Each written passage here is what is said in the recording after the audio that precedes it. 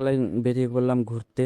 তো ঘুরতে ঘুরতে একটা ফোন এলো, একটা বন্ধু জানালো যে একটা মেয়েদের ফুটবল টুর্নামেন্ট আছে, আয় দেখবি। তো চলে গেলাম খেলার মাঠে মেয়েদের টুর্নামেন্ট দেখার জন্য। তো যাওয়ার পর দেখছি অনেক দর্শক, অনেক মেয়ে, অনেক বাচ্চা থেকে বয়স্ক সবাই, প্রচুর দর্শক। তুই তো এই হচ্ছে সে বন্ধু বন্ধুরা।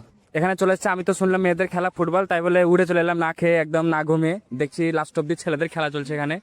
খুব পাড়া। তো আমার বন্ধু একটা চুনা লাগিয়ে দিল আমাকে ফোন করে, বললো যে মেয়েদের ফুটবল খেলা, ভাবলাম যে একটু। তো মাঠে পৌঁছে শুনলাম মেয়েদের টুর্নামেন্ট না, ছেলেদের ফুটবল টুর্নামেন্ট আছে। তো আমার মতন এদেরকেও পাগল বানিয়েছে, মেয়েদের নাম করে ছেলেদের ফুটবল খেলা দেখাতে নিয়ে এসছে। তো এসছি যখন দেখে নি, একটি গোল দেখে নিলাম। তো আমার বন্ধুরা মেয়েদের খেলা দেখবো বলে লোভে লোভে না খেয়ে না ঘুমিয়ে চলে এসেছে, শেষ অবধি দেখছে ছেলেদের খেলা। তো অনেক মন খারাপ বন্ধুদের আমার। তো এ হচ্ছে trophy, winners trophy, runners trophy, man of the match, man of the series, সব রকম ট্রফি এখানে সাজানো রয়েছে। তো সেসবগুলি দেখার পরে আর একটু সময় আছে হাতে, আর একটু সময় ধরে খেলাটা দেখে নিলাম। খেলাটা দেখার পরে আমাদেরকে বেরিয়ে যেতে হবে লালবাগের উদ্দেশ্যে, কারণ আজকে ইমামবাড়িতে মহরম উপলক্ষে আগুনে মাতম আছে। তো টাটা, বাই বাই, ভালো থেকো।